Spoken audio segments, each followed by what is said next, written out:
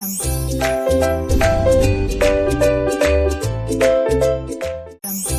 students in the आज हम discuss करने वाले हैं एक बहुत ही इम्पोर्टेंट फॉर्मूला का प्रूफ जो कि केमिस्ट्री से रिलेटेड है। मतलब कि हमने जब मोल कॉन्सेप्ट पढ़ा, जब हम मोल कॉन्सेप्ट पढ़ते हैं तो हमें बताया जाता है कि एक फॉर्मूला है जिसे आप रट लो। बेसिकली ज्यादातर टीचर इसी चीज को बताते हैं कि एन जो होता है बेसिकली नंबर ऑफ मोल्स, उसे निकालने के लिए हम क्या करते हैं, अगर आप वॉल्यूम के टर्म्स में बात कर रहे हो ना, वॉल्यूम के टर्म्स में बात कर रहे हो तो नंबर ऑफ मोल्स निकालने का जनरल फॉर्मूला है कि जो गिवन वॉल्यूम है उसे डिवाइड कर दो 22.4 लीटर और साथ में चिपका देते हैं कि एट STP, मतलब at standard temperature and pressure, जो नंबर ऑफ मोल्स निकालने का फॉर्मूला है वो V अपॉन 22.4 लीटर होता है। बट ये चीज आई कैसे? इसी में जो शायद कुछ अच्छे और टीचर होते हैं वो बताते हैं कि एक होती है आइडियल गैस इक्वेशन जिसे हम जानते हैं PV is equal to nRT।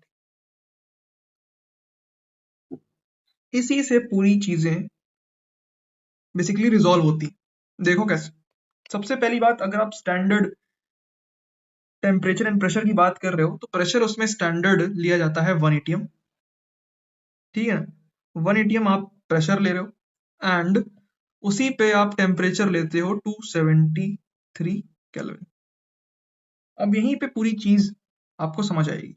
यहाँ पे मैं बता दूं कि प्रेशर, यहाँ पे P जो है वो प्रेशर है, N बेसिकली V जो है वॉल्यूम है, N है नंबर ऑफ मोल्स, R है यूनिवर्सल गैस कांस्टेंट जिसकी वैल्यू होती है 0.0821, समझे, और T है हमारा टेम्परेचर। तो इस इक्वेशन से कहीं ना कहीं चीजें आती हैं। अब बात की जाए वो फॉर्मूला आया कैसे, N equals to volume upon 22.4 litre.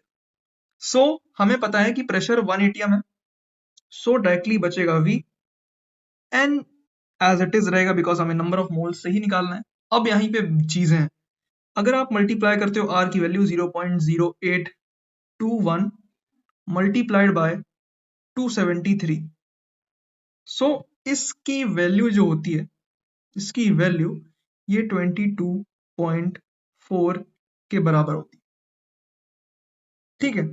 अब मैं बताऊं, इसको मैं जब n से मल्टीप्लाई करूंगा तो ये वॉल्यूम के बराबर होगा। अभी जो n है यही बेसिकली V अपॉन 22.4 लीटर बन जाता है और यहीं से बेसिकली फॉर्मूला आ रहा है।